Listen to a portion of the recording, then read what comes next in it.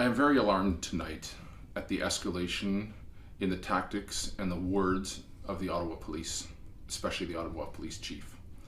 The remarks we heard this afternoon were frightening for any freedom-loving citizen. Quite frankly, they remind me of the Stasi in East Germany when they were floundering and flailing at their worst. To tell your officers that you will investigate and prosecute them for providing water and food to lawful, legal demonstrators is absolutely appalling and should be condemned by every citizen of this country. In fact, this should galvanize our nation to stand against this tyranny. This is exactly why people have gathered here in Ottawa, because this has to stop. Our Prime Minister is leading this nation into a hateful, divisive, totalitarian society, and this has to stop now. Mr. Police Chief, I call on you to retract those words or resign. What we're hearing from you is absolutely terrifying.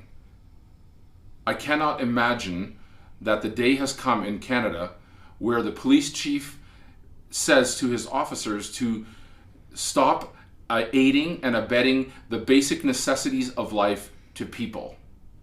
Not only that, he threatened those that support or attend or somehow find themselves in the vicinity of this lawful and legal protest that is completely protected by our Charter of Rights and Freedoms in Canada, which is enshrined in our Constitution. And he's threatening people like us with searching our bank records, our license plates, facial recognition. Stalin much? Is this North Korea or is this Canada? This has to stop. And this is why there's an awakening across this nation that will not stop until this sort of regime is toppled by peaceful and lawful means. But we have to have a change in government and governance now. That's why I'm in Ottawa.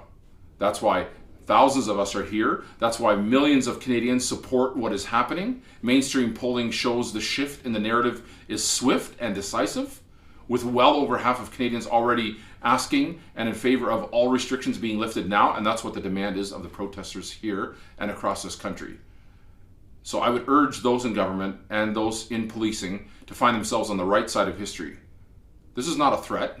This is simply the musings of a Canadian citizen that is very alarmed at the totalitarian, fascist thoughts of a police chief and government gone rogue.